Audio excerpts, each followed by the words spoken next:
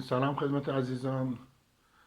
در مورد کلیپ هایی که پر میکنم ببینید من یه جریانی رو که شاید چندین هفته طول میکشه و گاهن به یک ماه هم بیش از یک ماه هم هست.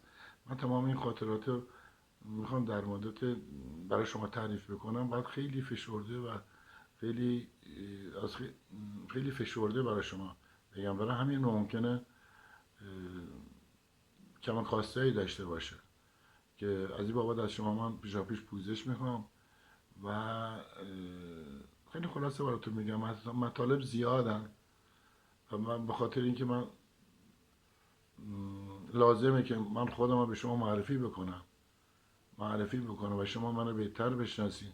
برای اون بهتر بشناسید که بعدا بدونید که شخصی که میخواد تر بده به شما برای انجام یک کاری که یه مشکلی در مملکت حل بشه، ممکنه حل بشه، این گفته‌هاش برخواسته از یه توانایی که الان من سعی می‌کنم اون توانایی رو که در وجود این فرد که خودم باشم برای شما میگم که بدونید که اگر حرفی میزنم به پشتوانه این توانایی هاست.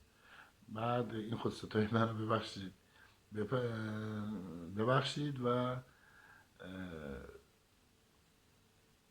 اینکه مطالب خلاصه هم خدمتتون عرض میکنم.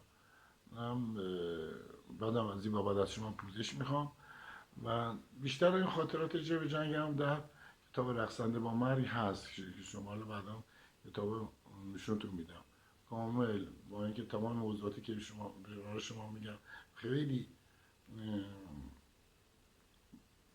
با شعر بیشتر، حتی عکسای بچه‌ای که مثلا در اون زمان در اون عملیاتی هم بودیم انتهای تمام قسمت‌های مربوطه هست. حتی نقشه عملیاتی رو من سعی کردم به نوعی خودم طراحی کردم، کشیدم که شما بهتر مثلا اینجا محل شهادت فلانی، اینجا محل شهادت تو یه محل خط دشمن به این صورت بوده، خط ما وضعیت من رأس کردم که مثلا یه اشراف بیشتری روی مطالبی که نوشتم شما داشته باشید.